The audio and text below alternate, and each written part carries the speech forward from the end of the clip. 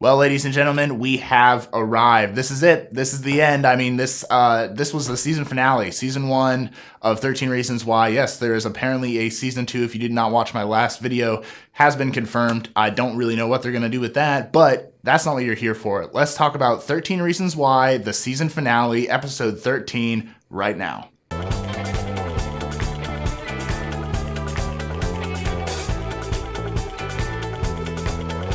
Obviously, if you've not seen the end of this series of season 1, please turn this off. I don't want to ruin anything, but yeah, there's your spoiler warning, guys. So let's dig into this. I mean, right away. The way that they do the depositions and they have the kids come in, I absolutely love that. I'm not really sure the camcorder view was necessary so many times. I thought maybe just the first time with Zach when he came in was probably enough. I don't think we just needed to go through that, where they show like it looks like you're viewing through a video camera.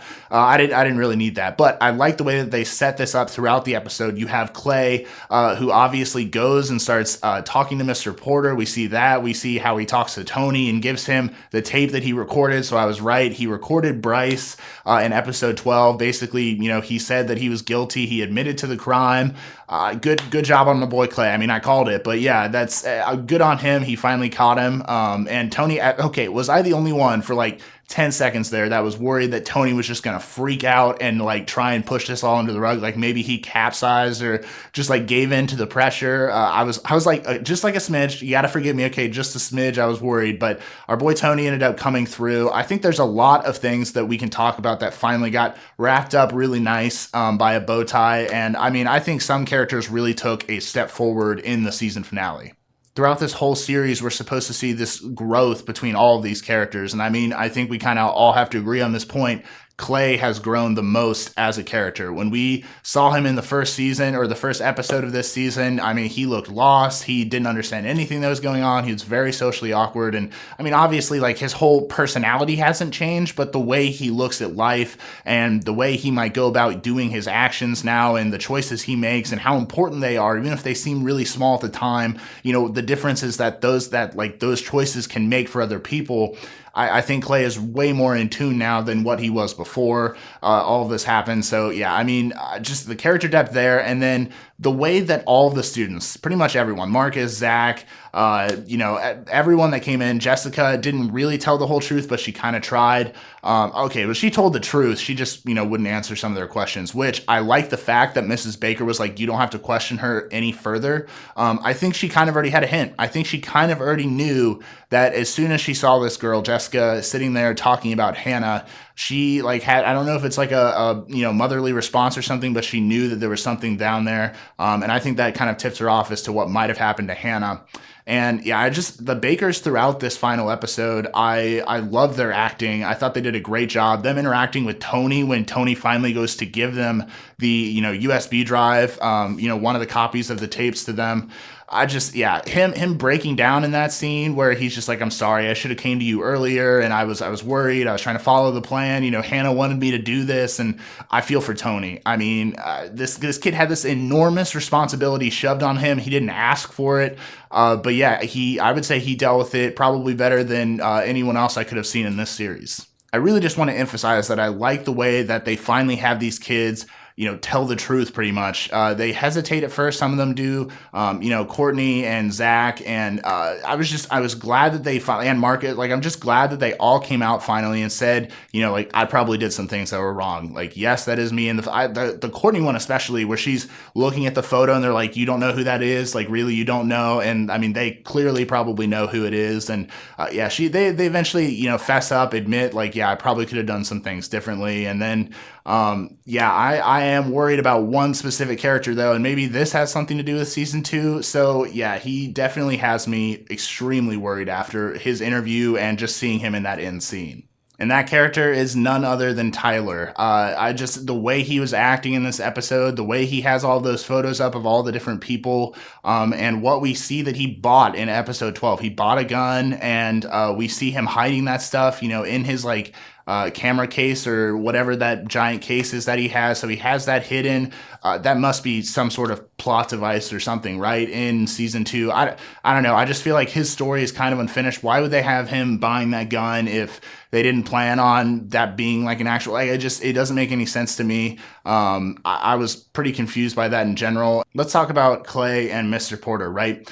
I love the way they once again use flashbacks and interchange and transition these scenes where you have Hannah talking to Mr. Porter, where she's coming out to him just saying like, hey, something bad happened to me. She gets very emotional, and he keeps having these phone calls that interrupt him, that are like he's having to hang up, someone's texting him. I mean, this, and like people are busy. It's like he has an actual job and stuff. That's, it's part of his work. He has to answer phone calls, emails. Parents are probably always calling, but he's obviously, his first job is to the student itself.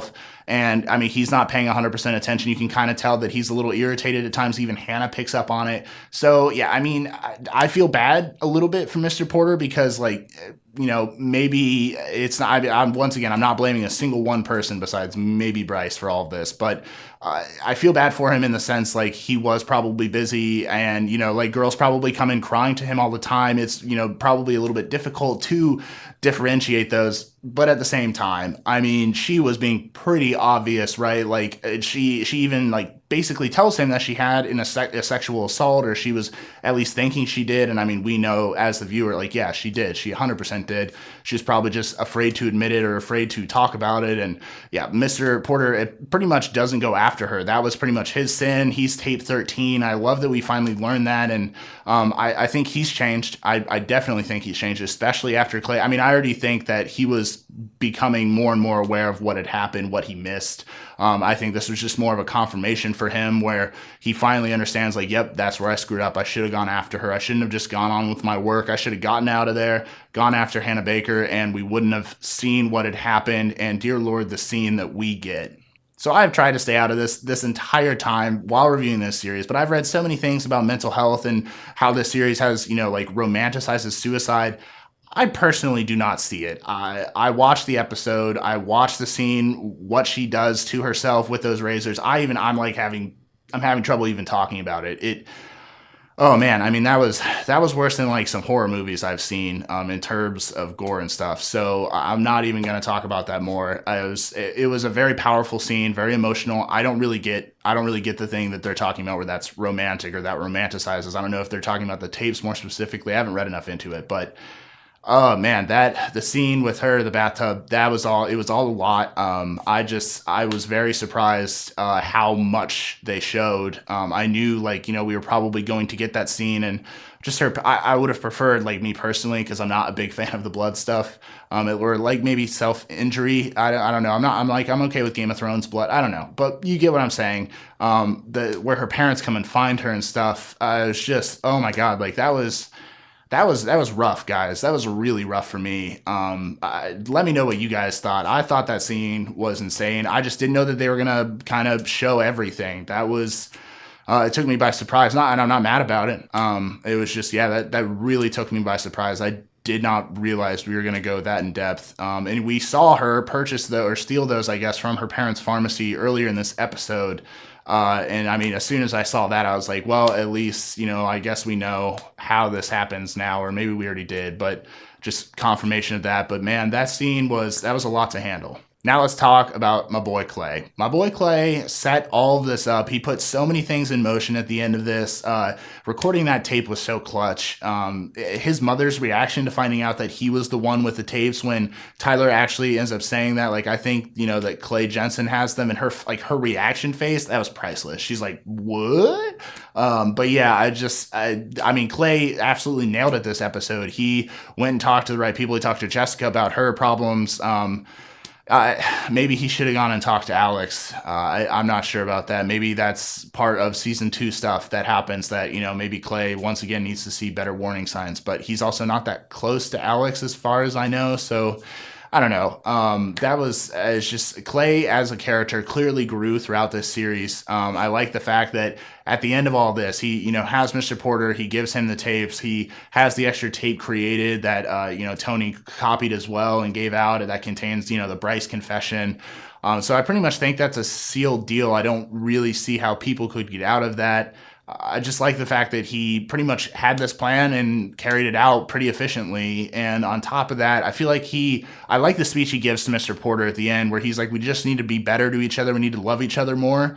It needs to get better. Like, and I agree. I think in just daily society, we probably needed to do a little bit better, a little bit more than we're doing now, because just the way people interact with each other at this point, at times. I mean, there are obviously good interactions. I'm not saying everywhere outside is pure evil, but in general, I went through high school. I know some of these things happened. I didn't really personally experience too much frivolity, but these things happen in real life all the time, and it's about time that we kind of start recognizing it as a problem and start actually addressing it, because the first step to solving a problem is admitting that there is one.